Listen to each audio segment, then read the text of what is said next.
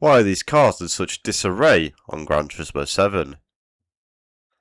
Hello everyone and welcome back to another video. In this one we'll be discussing just how some of the race car inclusions in Gran Turismo 7 just don't really make any sense, as they really don't have any realistic competition or other similar cars to race with. So the cars we'll be looking at are the Subaru BRZ GT300, the Mercedes CLK LM and GT1 car, the Aston Martin DBR9 GT1, not to be confused with the category the CLK raced in, the Alfa Romeo 155 DTM car, the Skyline Super Silhouette Group 5 car, and the Hyundai Elantra touring car as well.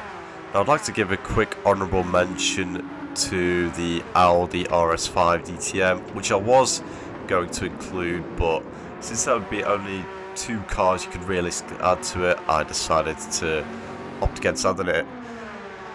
So the first car we'll be looking at obviously is the Subaru BRZ GT300, which races in the Group 3 category. Now this car races in the Super GT category in Japan in real life, and it's very bizarre that we don't really see any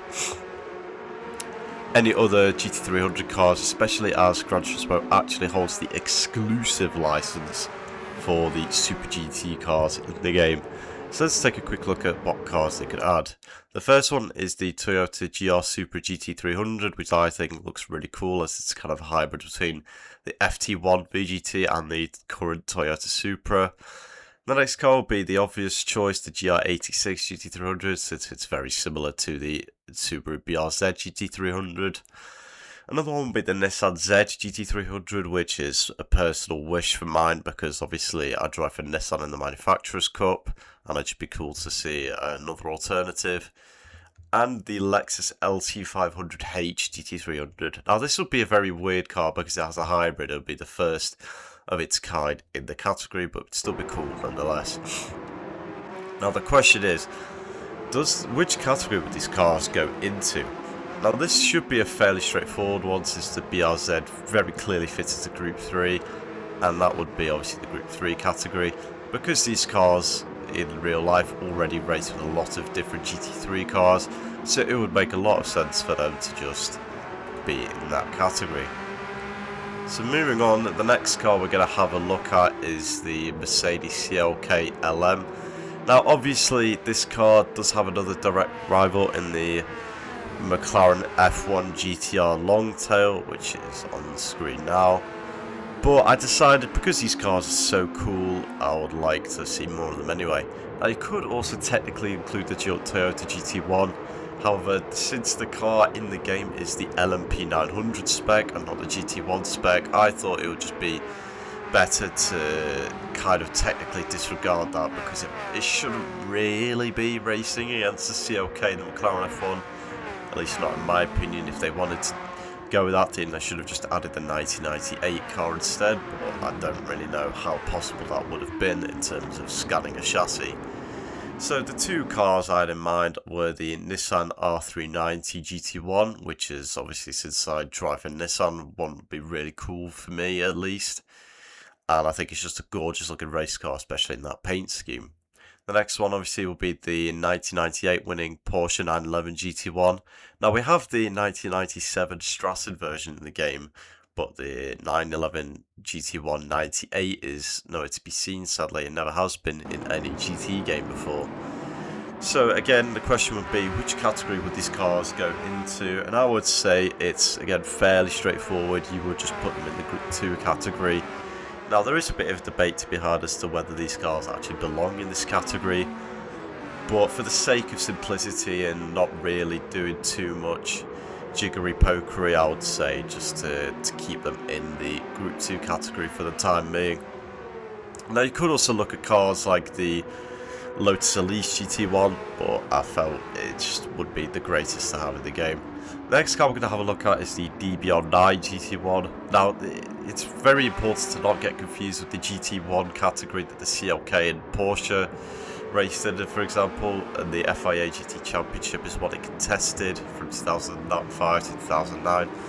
Although it's worth mentioning that the spec in the game raced in the FIA GT1 World Championship, which ran from 2010 to 2012. But for the sake of this video, we'll be looking at the cars that have raced in the FIA GT Championship. Kicking it off, we'll be looking at the Corvette C6R, which I think is a great looking GT car, one of the best of all time.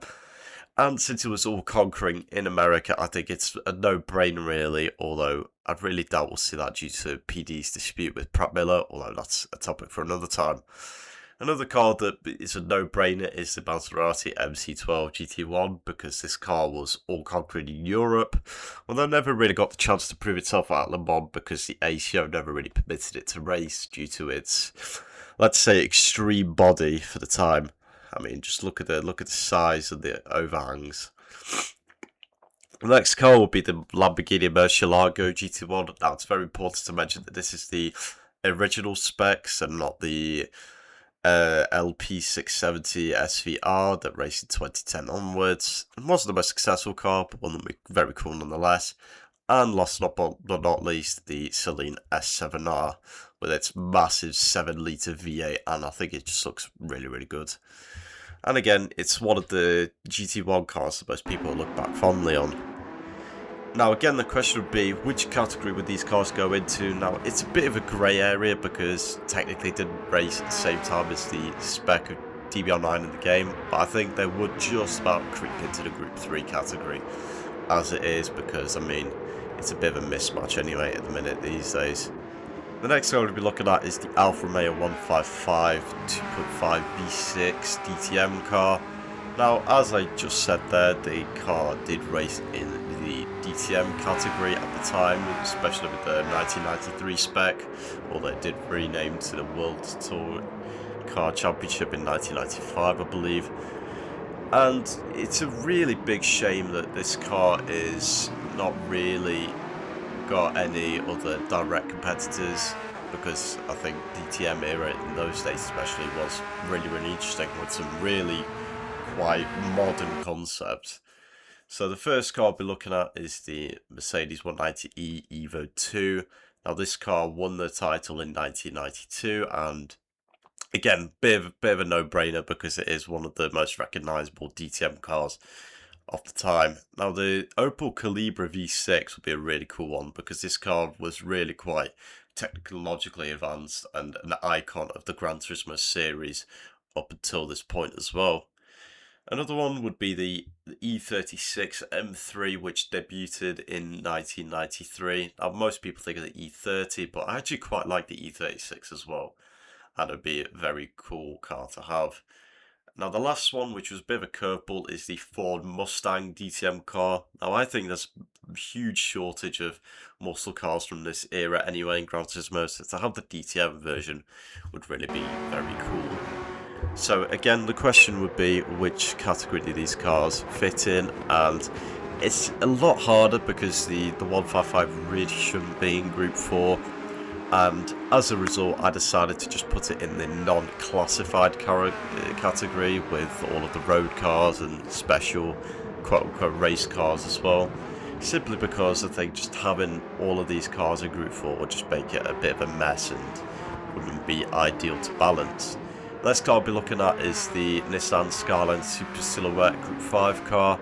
Now this car is very, very interesting because it comes from a time where it was really just silhouette racing, as you know, stated in the race car's name, and it's obviously playing in the background as I speak. It's a very, very cool car, but again, really doesn't get any representation at all, and it hasn't really done in any other racing games, at least as far as I'm aware. So to get some in GT7 would really be great to see. The first car is obviously the 3-litre CSL Batmobile. Now this car is technically in the game, but I don't think it is in the race spec. So to have it in full race trim would be really cool to see. Now the next car is the Ford Capri. Now I didn't really know about this car until I was researching for this video, but I think it's a great looking machine. I mean, just look at the radiator intakes and such on the side of the car.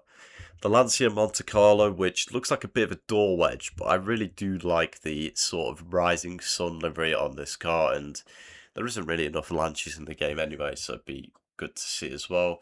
And the Porsche 935 Turbo with the Jägermeister livery in particular. I mean, you just can't go wrong with a good orange livery, can you? I do apologise for the poor image quality on these, but I couldn't really find anything better on the internet. So which category would these cars go into?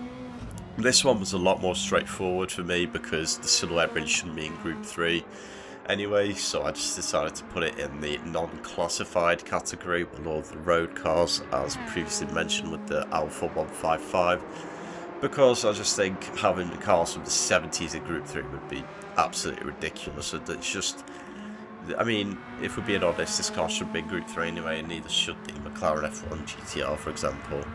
Although I do really like both of those cars that I just mentioned. But either way, I think, you know, just putting it in its own category would be a lot better in terms of balancing for daily races and such anyway. Now, the last car we're going to be looking at is the Hyundai Elantra N touring car. Now, this car was recently added actually in January of 2026. So there hasn't really been much time for them to add any other cars that race in the TCR category as shown on screen. But either way, I think it's good to see them at least hopefully trying to build on this, because I mean the touring car category is quite popular, especially because it's not really a stepping stone, but it's definitely a build up to the much more popular GT3 series. So the first car is the Honda Civic Type R touring car, the FL5 gen, and I think it does look quite good, especially it's a return to the more boxy Civics.